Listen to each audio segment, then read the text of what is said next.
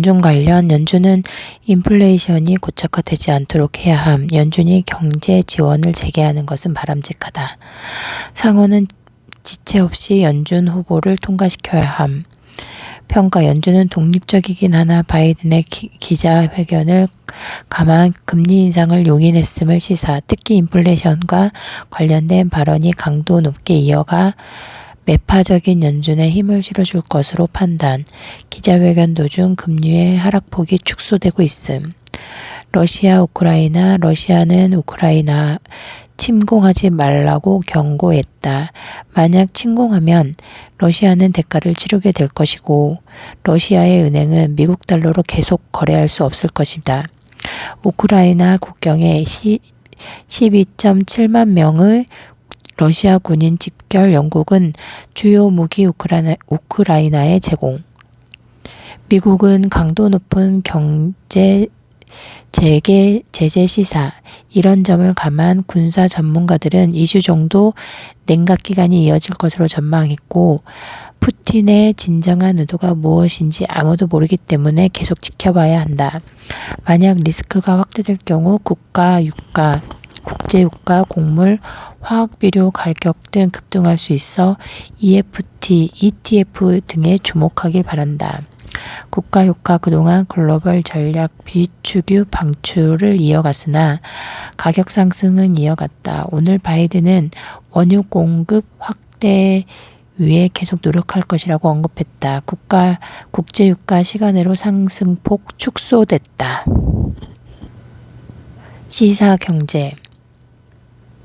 무섭게 번지는 오미크론 내일 확진자 7,000명대 가능성. 밤 9시 기준 전국서 5,249명 확진, 7,000명 넘으면 대응 단계 방역. 오미크론 감염자도 재택치료 전환, 고위험군 위주로 역학조사 축소를 한다. 오미크론 변이의 영향이 본격적으로 나타나면서 환자가 급증할 조짐으로 보인다. 2019일 신종 코로나 바이러스 감염증 신규 확진자가 5,000명대를 기록하고 오미크론 대비 단계에 들어서며 당국은 사전 경고 상황이라고 알렸다. 정부가 지난 14일 발표한 오미크론 확산 대응 전략에 따르면 확진자가 7,000명이 넘어설 경우 대응 단계로 전환한다. 당국은 이번 주 중 확진자가 7,000명으로 치솟아 이런 전략 전환 기준에 다가설 것이라고 전망하고 있다. 대응 체제로 전환을 준비하면서 이날부터 오미크론 변이 확진자를 재택치료 대상자에 포함하기로 했다. 이날 중앙방역대책본부는 신규 확진자가 5,805명으로 20일 만에 5,000명을 넘어섰다고 밝혔다. 전날과 비교해 하루 사이에 1,734명이 늘어났다. 이달 들어 3,000에서 4,000명 확진자가 이어지면서 안정적인 추세를 보였지만 1월 2주차에 오미크론 검출률이 26.7%로 뛰면서 확산세가 본격화된 것으로 분석된다. 광주 전남에선 오미크론 감염자가 80에서 90%를 넘어섰다. 19일 오후 9시 기준 전국 확진자는 총 5,249명으로 집계돼 전날 같은 시간 대비 403명 많은 것으로 나타났다. 일주일 전인 지난 12일 동시간대 집계치인 3,485명과 비교하면 1,764명이 많다. 정통령 방대봉 총괄조정팀장은 오늘 21일 오후 전후 오미크론 변이 우세종화 가능성이 있다고 봤다며 비슷한 시기 21일 전후 전략 전환 기준인 7,000명이 달할 것으로 예상한다고 말했다. 당국은 당장 이날부터 오미크론 변이 감염된 확진자도 재택치료 대상자로 전환하겠다고 발표했다. 정부는 지금까지 오미크론 변이 확진자의 경우 원칙적으로 생활치료센터나 감염병 전담병원에 입원하는 걸 원칙으로 했다. 하지만 앞으로는 델타 변이 감염자와 마찬가지로 재택치료를 하기로 결정했다. 손영래 중앙사고수습본부 사회전략 반장은 이날 브리핑에서 생활치료센터는 위험성이 있는 고령층, 기저질 환자 등으로 집중 배정할 계획이라고 말했다. 정부는 1일 7,000명 이상의 확진자가 나올 상황에 대비한 준비도 이어가겠다고 밝혔다. 7,000명 전까지는 최대한 확산 억제 초점을 맞추면서 기존 방침을 이어가되 7,000명 이상부터 변화될 진단 검사 역학조사, 격리 해제, 기간 축소 등에 대한 검토를 이어간다는 방침이다. 다만 대응 단계에서 본격 시행될 예정이었던 역학조사 효율화는 좀 더 앞당길 수 있다고 설명했다. 하루 확진자 7,000명이 발생하기 전이라도 경구용 치료제 투여가 필요한 고위험군 중심으로 역학조사 대상자를 축소할 수 있다는 것이다. 반면에 PCR 검사의 경우 하루 85만 건까지 가능하기 때문에 하루 확진자 1만 명까지는 현재 검사 체계를 이어갈 것으로 보인다. 하지만 1만 명이 넘어서게 되면 고위험군 유증증자 중심으로 우선순위를 정해 PCR 검사를 받게 된다. 그 외에는 동네 병원에서 신속 항원 검사를 먼저 해야 한다. 동네 병원까지 코로나 검사 치료를 확대하면 감염 우려가 커지는 것이 아니냐는 지적에 대해 정부 관계자는 의료기관 내 환기를 자주 하고 환자 대기 공간의 거리를 두는 등 최대한 예방하는 쪽으로 가야 한다면서도 약간의 위험은 감수할 수밖에 없다고 설명을 했다. 20일 국내에서 코로나 확진자가 발생한 지 2년이 되는 날이다. 사상 유례없는 감염병의 전쟁은 잇따른 변이 바이러스 출현으로 여전히 지속되고 있다. 팬데믹 장기화로 전 국민은 극심한 검사 스트레스에 시달리고 있다. 코르찔러 검사를 받고 하루 넘게 기다려 결과를 받아야 하는 상황이 2년째 이어지고 있기 때문이다. 특히 전파력이 강한 오미크론 변이 바이러스가 이번 주말부터 우세종으로 올라설 것으로 전망되는 가운데 1시간 만에 결과가 나오는 유전자 증폭 검사 도입이 정부 외면에 늦어진다는 비판이 일고 있다. 최근 정부는 오미크론 변이 확산으로 하루 신규 확진자가 7,000명이 넘으면 바로 검사 효율화 등 대응 전략을 실시하겠다는 방침이다. 19일 국내 신규 확진자는 20일 만에 5,805명으로 급증해 7,000명 돌파를 눈앞에 두고 있다. 방역당국은 검사 효율화를 위해 정확도가 상대적으로 떨어지는 신속 항원 검사도 24시간 방역 패스 효과에 인정을 해준다. 하지만 지난 6월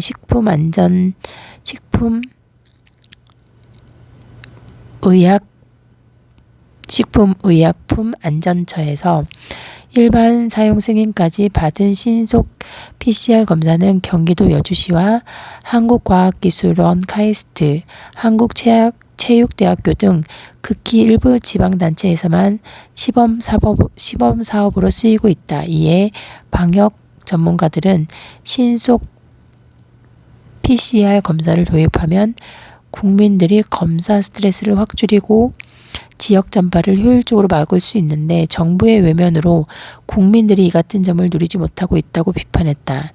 여주시 등에 도입된 신속 PCR 검사 방법은 비인두 도말과 타액 검사 두 가지로 이중 비인도말 방식은 식약처 사용 승인을 받았다. 지난해 18일 10시 30분 카이스트 본부 앞에 위치한 나이팅게일 센터는 바쁘게 돌아갔다. 나이팅게일 센터는 신속 PCR 검사를 위한 원스톱 이동형 검사소이다. 검체 채취부터 검사 판정 기능을 모두 갖추고 있다. 이날 나이팅게일 센터에서는 검체 분류 작업이 이루어지고 있었다. 검체가 나이팅게일 센터에 도착한 뒤 결과가 나오기까지 걸리는 시간은 1시간에서 1시간 30분. 김성현 카이스트 안전보안팀장은 6차까지 9,795명이 검사를 받았는데 양성 의심자를 미리 판별해 코로나19 상황에 신속하게 대응하는 데 큰 도움이 됐다며 판정 결과가 보건소 검사 결과와 정확히 일치해 카이스트 연구원들에게도 높은 호응을 얻고 있다고 설명했다. 20년 10월부터 1년 넘게 신속 PCR 검사를 자체 운영해온 여주시는 현재까지 누적 검사 건수가 18만 건을 넘는다. 여주시 관계자는 양성 반응이 나와야 하는 피검사를 음성으로 판단, 위음성 사례는 한 건도 나타나지 않았다고 설명했다. 청소년 방역 패스 적용 무효화된 상황에서 교육부도 뒤늦게 신속 PCR 검사에 관심을 보이고 있다. 유은혜 사회부총리 겸 교육부 장관은 지난 17일 여주시장 카이스트 원장 등과 간담회를 열고 학교에 신속 PCR 검사를 도입하는 방안을 논의했다. 이현숙 서울대 연구처장은 정확도가 떨어지는 신속 항원 키트보다는 신속 PCR을 적극적으로 활용할 필요가 있다고 말했다. 빠르게 결과를 받는 신속 PCR에는 여러 종류가 있다. 일반적으로 정확도가 낮다고 비판을 받는 신속 PCR 루프 매개 등 온 증폭 방법인데 온도를 95도까지 끌어올리는 기존 방식과는 달리 측정 범위 온도 내에서만 DNA를 증폭시킨다. 반면 여주시 등에서 도입한 PCR은 기존 PCR의 온도와 증폭 사이클 횟수는 동일하게 유지하되 사이클당 걸리는 시간을 줄였다. 이처럼 호평이 잇따르고 있는데도 방역당국은 신속 PCR 결과를 공식적으로 인정하지 않고 있다. 따라서 신속 PCR 검사를 받은 사람은 방역 패스를 발급하기 위해 일선병원이나 선별진료소에서 하루 넘게 기다려야 하는 기존 PCR 검사를 또 받아야 한다. 질병관리청 관계자는 이에 대해 여주시에서 사용하는 PCR 키트 식약처에서 허가를 받은 제품으로 검사 전문 의료원에서 자율적으로 선택할 수 있는 것은 맞는다면서도 현재 여주시는 질병청이 공식 승인한 검사 전문 의료기관에서 검사를 진행하지 않고 있기 때문에 인정하지 않는 것이라고 설명했다. 질병청은 정확한 검사를 위해 시약과 시설, 장비 진단 전문의 등 갖춘 검사 전문 의료기관에서만 검사할 수 있도록 하고 있다. 현재 정부가 승인한 수탁기관은 전국 28곳이다. 하지만 업계에서는 새로운 PCR 장비가 까다로운 규제와 기존 진단업계의 영업망을 뚫기 어렵다고 지적한다.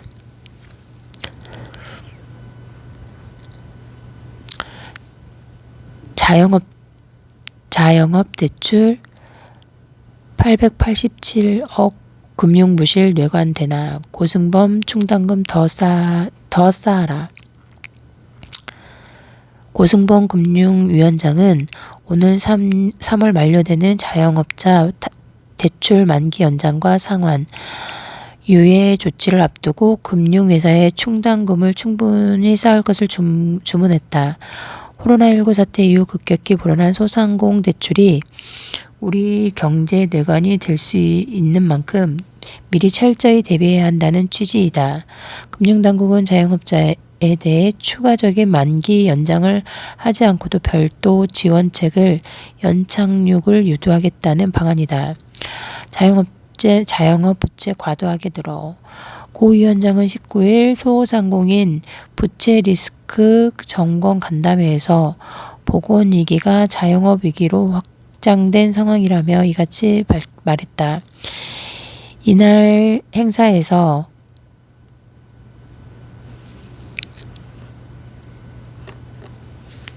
한국은행 금융감독원 경제금융연구기관 관계자들이 참석해 자영업자 대출 리스크를 점검했다. 금융권은 코로나19 사태로 어려워진 자영업자들을 지원하기 위해 2020년 4월 이후 중소기업 소상공인을 대상으로 대출 만기 연장 및 원금이자 상환 유예 조치를 시행해왔다. 지난해 11월까지 지원한 금액은 만기 연장 111조 원, 원금 유예가 12조 1천억 원, 이자 유예가 5조 원에 달한다. 자영업자 부채가 급증하면서 국내 경제에 과도한 부담으로 작용하고 있다는 게 고 위원장의 시각이다.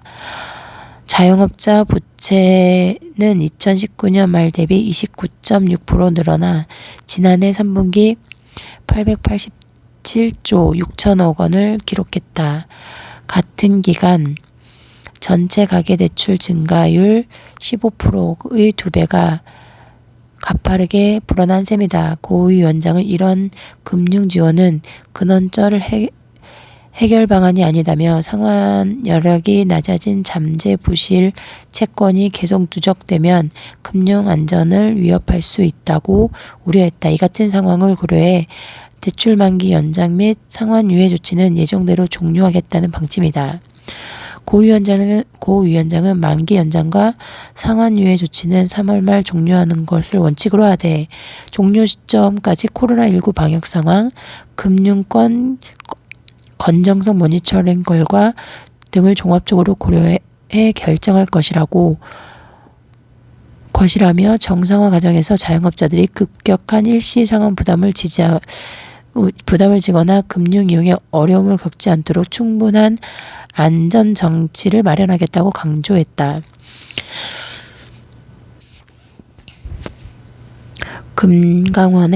금강원과 함께 진행 중인 자영업자의 경영 재무 분석을 토대로 별도의 맞춤형 대책도 내놓기로 했다. 선제 리스크 관리해야 고 위원장은 금융권의 선제 리스크 관리 필요성에 대해서도 소리를 높였다. 그는 금융시장 및 산업 내 잠재 부실을 최소화할 수 있도록 필요하다면 과감한 선제 채무 조정 시행을 통해 건전성 관리에도 만전을 기할 계획이라고 강조했다. 이어 금융회사들 역시 자영업자 대출 부실 등에 따른 부정적 충격 발생 가능성을 감안해 대손 충당금 등 손실 흡수 능력을 충분히 확충해 줄 것을 다시 한번 당부한다고 말했다. 고 위원장은 13일 열린 경제금융 전문가 간담회에서도 최근 우리 시장과 국제금융시장의 여건 변화 등이 일어나고 있고 불확실성 요인이 커져 손실 흡수 능력을 충분히 확보해야 한다고 생각한다고 밝힌 바 있다.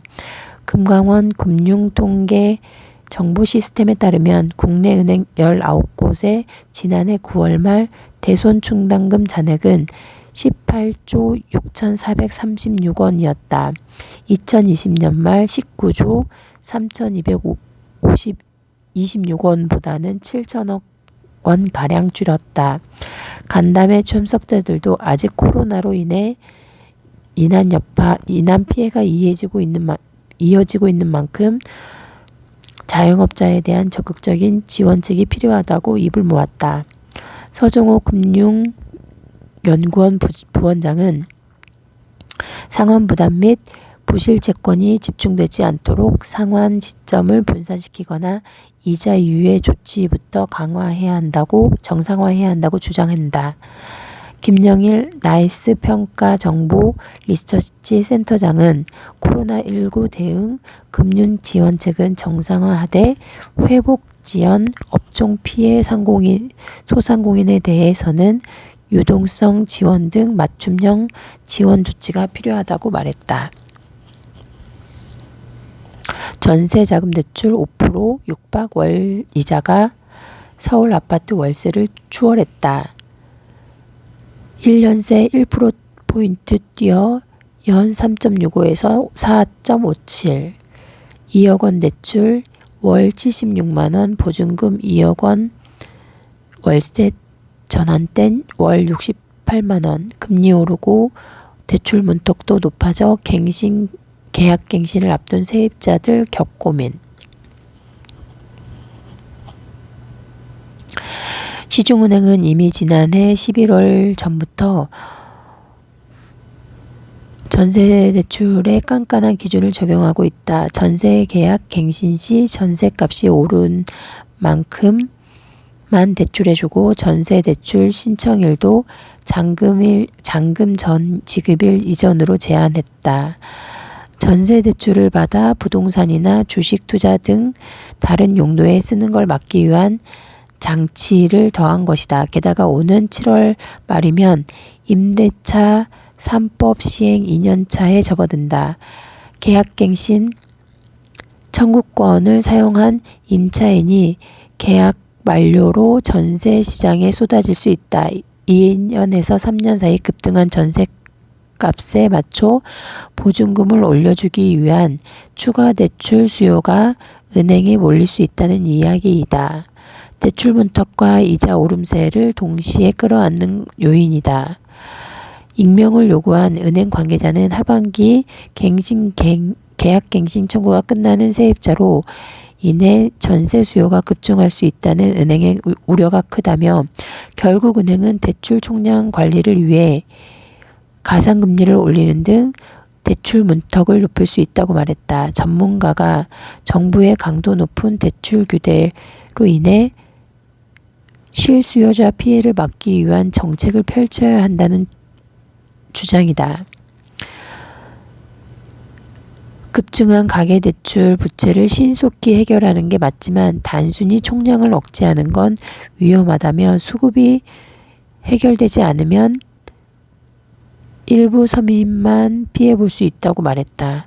이인호 서울대 경제학부 교수는 특히 전세값과 대출금리 급등으로 전세의 월세화가 본격화되면 자본을 축적해야 하는 젊은 층과 노후 준비가 필요한 사람들도 영향을 받는다고 말했다.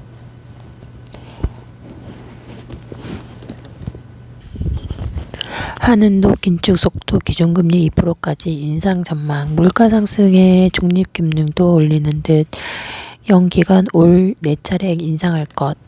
미국 연방준비제도 FED 연준의 긴축 행보가 예상보다 빨라질 수 있다는 관측이 나온다. 국제 유가 상승 등으로 국내 유가 오름폭이 확대되면서 한국은행이 내부 중립금리를 올렸을 것이란 추정이 나온다. 앞서 기준금리 추가 인상 가능성을 강력 시사한 한국은행이 자금 유출 방지나 물가 안정을 위해 금리를 2%까지 올릴 수 있을 뿐만 아니라 시기도 앞당길 수 있다는 전망이 해외투자은행에서 나온다. 19일 금융업계에 따르면 영국 경제 전망 기관 캐피털 이코노믹스는 한은이 올해 4차례 금리를 인상할 것이라고 전망했다. 지난 14일 금리를 1%에서 1.25%로 한 차례 올린 만큼 올해 연말까지 0.2%씩 3차례 추가 인상해 기존금리를 2%로 운용할 것이라는 분석이다.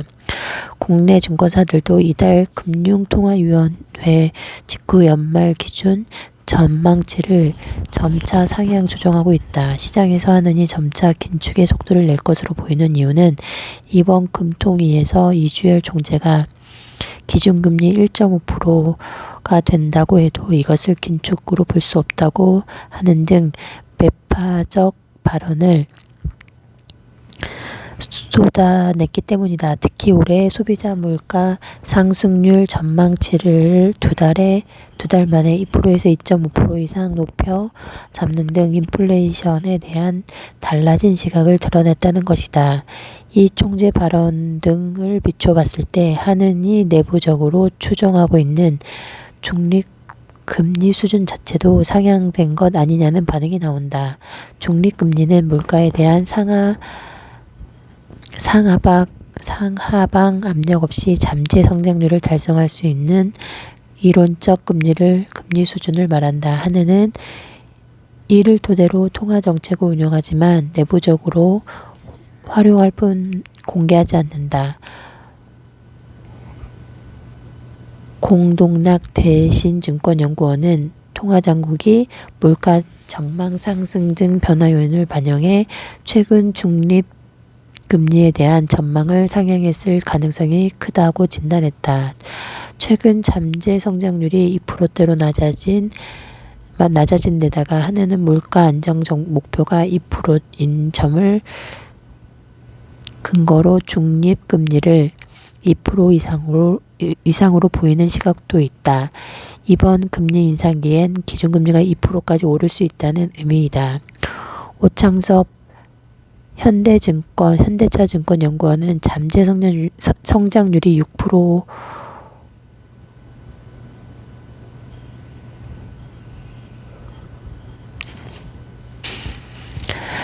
잠재 성장률이 2%라면 기준금리 상단이 3%까지 갈 수 없다는 의미라며, 여기에 기준금리가 실질금리가 되려면 물가 안정 목표보다는 높여야 하는 만큼 중립금리가 2%보다는 높은 수준일 것으로 추정된다고 말했다. 연준이 긴급 행보를 강화한 경우 한은은 서두를 수밖에 없지만 대통령 선거와 총재 교체 변수가 남아있다. 이에 오는 2분기 통화정책 휴지기로 보고 7월부터 금리를 올릴 수 있을 것이란 분석이 나오고 있다. 미 연준과 금리 격차가 1%포인트로 아직 여유가 있지만 미국이 속도를 내면 올해 하반기 급격한 금리 인상이 이루어질 가능성도 있다. 끝없는 악재 쓰나미의 1월 증시 휘청. 미국 중앙은행 FED 조기 긴축, 오스템 임플란트 횡령, 카카오 임원진의 스톡옵션 먹튀, 현대산업개발, 시공아파트 붕괴. 연초부터 증시에 크고 작은 악재가 끊이지 않고 있다. 경기도 내에도 긴축의 속도 내는 FED 움직임 때문에 공포심리가 커지는 상황에서 터진 악재가 투자 심리를 더욱 악화시키고 있다. 기업 공개 IPO 대여인 LG에너지솔루션의 청약도 주식거래 대금을 1년여 만에 최저치로 끌어내리며 증시 기운을 빼놓고 있다는 평가이다. 잔인한 1월의 증시. 올 첫 악재는 오슬람 임플란트였다. 지난 3일 재무팀장이 자기 자본의 90%에 달하는 금액인 1,880억 원을 횡령했다는 소식이 전해졌다. 오슬템 임플란트는 즉각 거래가 정지됐다. 3일 후 KRX 바이오 지수는 15.96%로 급락했다. 오슬람 임플란트를 담은 상장지수 펀드가 일제히 중단되기도 했다. 외국인이 40% 넘게 들고 있는 기업에서 벌어진 사건에 코리아 디스카운트를 걱정하는 시선이 고개를 들었다.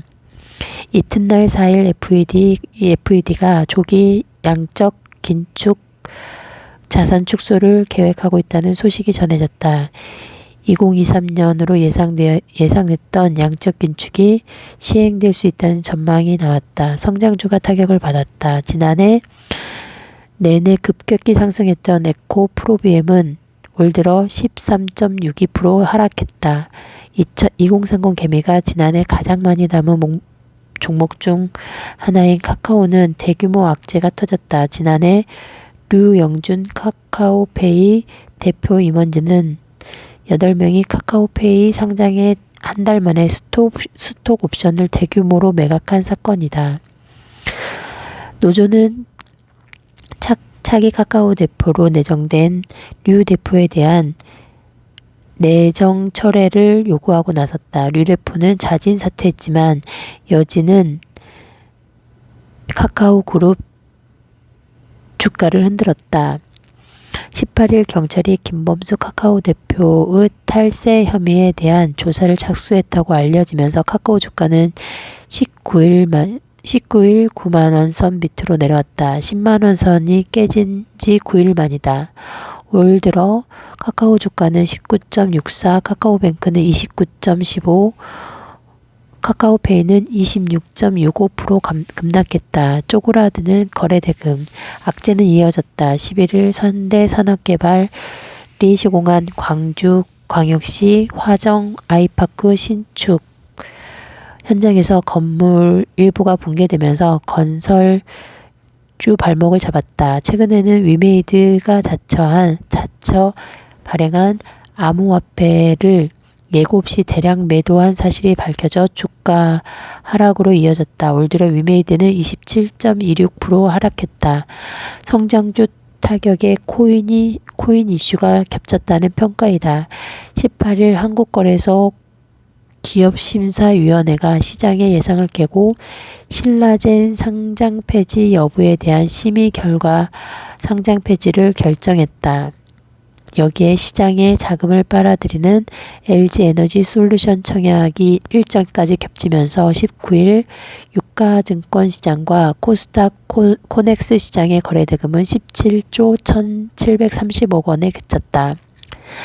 악재는 현재 진행형이다. 국내 증시를 짓누르는 요인은 현재 진행형이다. 투자자가 주목하고 있는 FED의 긴축 정책 속도와 강도이다. 지난달 미국의 물가 상승률은 39년 만에 최고치를 기록하면서 FED가 긴축을 서둘 거란 예상이 힘을 받고 있다. 3월 기준 금리를 0.5%포인트 인상할 수 있다는 전망까지 조심스레 나온다. 쏟아지는 악재 앞에 증권가 전망도 엇갈리고 있다. 대신증권은 올 2월에서 3월께 코스피 지수가 2,700밑으로 하락할 수 있다고 예상했다. 주요 증권사 리서치 센터 중 가장 낮은 코스피 밴드 하단의 예상치이다.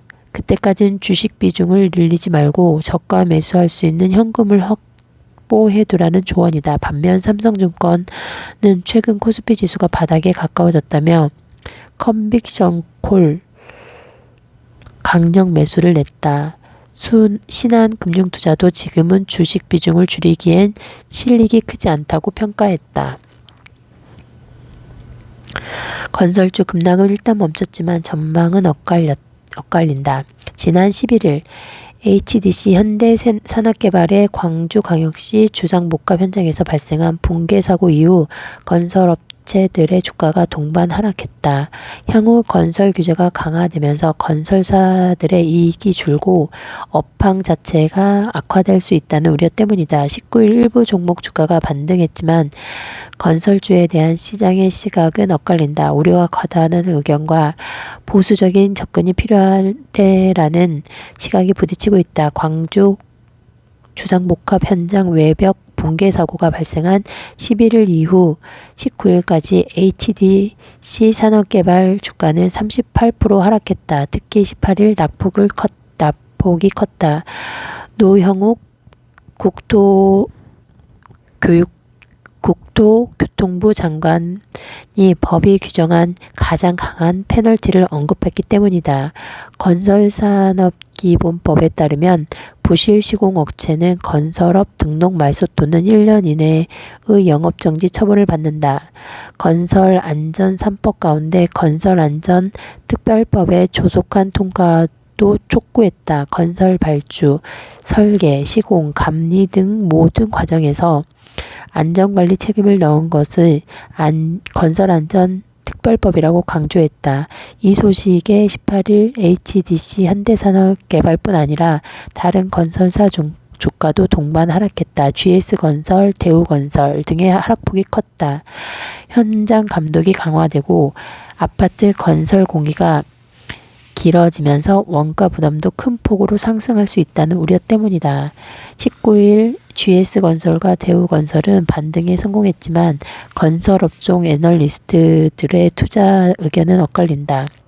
안전관리가 추가로 강화돼 계절별로 건설 공사 속도가 늦춰지면 공사 비용이 증가할 수 있다며 하지만 건축자재나 인력을 추가로 대폭 투입해야 하는 등 시장에 우려하는 상황은 벌어지지 않을 것이라고 내다봤다. 규제가 강화되면 건설 비용 부담이 실제 얼마나 증가할지를 시뮬레이션했다. 이번 사고를 계기로 정부는 장마철 동절기 콘크리트 타설 규제 타설을 규제하거나 기초 골조 공사 현장 감독을 강화할 가능성이 높다. 이와 관련해 철근, 콘크리트 공사 등 총 10개 항목이 영향을 받을 것으로 추정된다. 건설 현장마다 다 다르지만 A 아파트의 경우 관련 10개 항목의 건축비가 건설 원가에서 차지하는 비중은 25%였다. 강경태 한국투자증권연구원은 대우건설을 예로 들었을 때 10개의 항목 공사 원가가 100% 오른다고 가정하면 대우건설의 올해 매출 총이익률은 기존 추정치 대비 22%포인트 하락한다며 목표 PBR 주가 순자산 비율 배수를 0.94배로 동일하게 주면 목표 주가는 5,800원이 된다고 설명했다. 원가 부담이 늘어난다는 점을 감안할 때 현대 주가보다 목표 주가가 높다. 강 연구원은 이번 사고로 건설사에서 일어날 수 있는 가장 부정적인 경우를 가정해도 건설사 주가는 현재 바닥이라며 적극적으로 매수할 만하다고 말했다. 대우건설은 5,880원으로 반등했다. 이번 사고를 계기로 건설업종에 대한 보수적인 시각을 유지한다는 의견도 나왔다. 김현준 현대자동차연구원은 전국 현장의 안전 실태를 조사하고 있는 만큼 1분기 공사 진행은 둔화될 것이라며 추정치 하향 가능성이 존재해 건설사들의 향후 대응에 대한 확인이 필요한 시점이라고 설명했다. 최근 상승 사이클에 올라탔던 시멘트 등 건자재 업종에 대한 의견도 엇갈렸다. 아세아 시멘트는 18일 5.48% 하락한 데 이은 19일에도 1% 떨어졌다. 공사 기간이 길어지면 건자재 수요도 미뤄지고 공사 비용에 대한 압박이자 자재 가격 상승을 막을 수가 없다며 건자재 업종의 부담이 될 것이라는 의견을 제시했다. 반면 이 연구원은 시멘트는 이번 이슈와 큰 상관관계가 없음에도 불구하고 주가가 하락했다며 오히려 주가 부담이 줄어든 만큼 시멘트 가격 인상으로 인한 수혜와 순환자원 처리시설 투자 등에 주목할 만하다고 분석했다.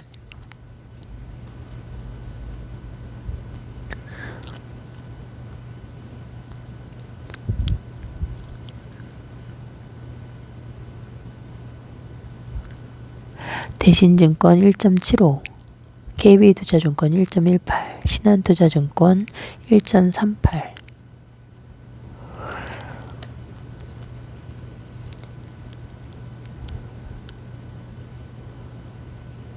KAI 반도체처럼 위성 찍어내 수출할 것. 지난해 17일 방문한 경남 사천 한국항공우주산업 KAI 우주센터 올해 하반기 발사를 앞둔 높이 3m, 무게 500kg급 차세대 중형 2호기가 서 있다. 차세대 중형 위성은 동급 위성 대비 필요한 제작 기간과 비용이 절반에 불과하면서 성능은 최고 수준인 가성비를 자랑한다. 중형 위성을 민간이 우주 산업을 주도하는 뉴 스페이스 시대의 신호탄으로 부르는 이유이다. 우리 기술로 만든 고객 맞춤형 위성을 각국에 수출하고 UAM, 도심 항공 모빌리티, 메타버스, 훈련 시스템 등 사업화의 우주 분야 솔루션 제공자로 성장하겠다는 것이 KAI의 목표이다. KAI는 지난해 2월 뉴 스페이스 태스크포스를 발족해 미래형 산업구조 전환에 나섰다. 그 중심에는 중형 위성이다. 중형 위성 사업은 산업체 주도로 위성을 양산하는 데 초점을 맞췄다. 표준형 본체를 만들고 위성 목적에 따라 탑재체만 갈아 끼우는 방식으로 제작한다. 탑재체를 먼저 정하고 그에 맞춰 본체를 만들던 기존 위성 제조 방식보다 예산이 50% 절감된다. 중형 위성 2호기가 있는 우주센터 청정실로 들어가기 위해서는 방진복을 갖춰 입어야 한다. 에어샤워로 먼지를 제거한 뒤 청정실로 들어가자 2650m 약 800평 규모의 조립실이 보였다. 중형 위성을 최대 8대까지 동시 조립할 수 있는 넓이다. 중형 위성뿐 아니라 소형과 대형급 위성도 동시에 제작할 수 있도록 벽 기둥이 없는 개방형 구조로 지어졌다. 2040년까지 40에서 50대 중형 위성이 이곳에서 제작될 예정이다. 한국항공우주연구원 외에 위성 조립 시설을 갖춘 민간업체는 KI뿐이라고 말했다. KAI 우주센터는 솔더링 엔지니어라 불리는 위성 납땜 전문 인력도 15명가량 상주하고 있다. 부품 소자재가 워낙 작기 때문에 이들은 광학 현미경을 통해 도면을 보고 납땜을 한다. 한 부문장은 위성 납땜부터 조립까지 원스톱 양산 체제를 구축하고 위성을 반도체제처럼 찍어내 수출하는 시대를 열 것이라면서 실제 항공기와 위성을 묶어 패키지로 수출하는 거래도 추진 중이라고 말했다. KIA의 위성 산업은 2020년 기준 약 1,300억 원으로 전체 매출의 5% 수준이지만 2-3년 내에 6천억 원까지 규모를 키우겠다는 방침이다. 위성 영상 서비스도 사업성, 우주산업은 제조업에서 서비스업으로 넘어가는 전환기에 있다. 위성 개발 사업 주도권이 국가에서 민간으로 넘어가고 제작 발사 비용이 저렴해지면서 위성 영상 판매 시장도 급성장할 전망이다. KAI는 지난해 9월 국내 항공 영상 분석 전문 업체 메이사의 지분 20%를 인수하며 이 분야 시장의 진출을 공식화했다. 현재 1차원에 머물러 있는 위성 영상의 4차 산업 기술을 접목해 고부가가치 우주 서비스 사업으로 키우겠다는 계획이다. 예컨대 석유시장 탱크 사진을 위성으로 찍어 원유량을 분석하고 유가를 예측하는 서비스까지 제공할 수 있다는 게 KAI의 설명이다. KAI는 메타버스 기술을 접목한 미래형 훈련 체계 모델도 개발했다. 가상현실 VR 고글을 착용하고 초음속 전투기 FA-50 시뮬레이터 모의 조종석에 앉으면 3차원 3D 증강 그래픽이 구현된다. FA-50뿐 아니라 우리나라 한국형 소형 무장 헬기 LH 한국형 전투기 KF-21도 메타버스로 조종 원리를 익힐 수 있다. 메타버스로 아바타를 이용해 고가 항공기를 정비하는 메타버스 훈련 체계도 개발했다.